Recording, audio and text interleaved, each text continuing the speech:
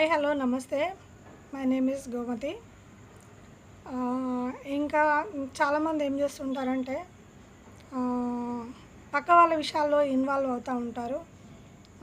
ఏవేవో క్వశ్చన్లు పిచ్చి పిచ్చి క్వశ్చన్లు వేసి ఇబ్బంది పెడతారనమాట. ఫంక్షన్లో కానీ అక్కడిక్కడ కలిసినప్పుడు అనవసరమైన క్వశ్చన్లు వేసి మనల్ని ఇబ్బంది పెడతా ఉంటారు. అది తప్పని నేను చెప్తాను.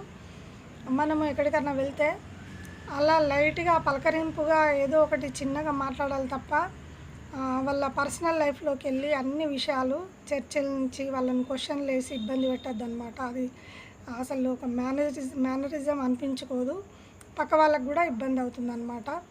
కాబట్టి ఫ్రెండ్స్, మీరు పెళ్ళెప్పుడు, మీరు ఏం ఉద్యోగం చేస్తున్నారు, మీకు ఏం ఆస్తులు ఉన్నాయి, మీకు ఏం బిజినెస్లు ఉన్నాయి, ఆ శాలరీ ఎంత, ఈ శాలరీ ఎంత అంటే పర్సనల్ ఇష్యూస్లో అన్నిట్లో జోక్యం చేసుకుంటూ ఉంటారు. అది చాలా పెద్ద తప్పు అన్నమాట.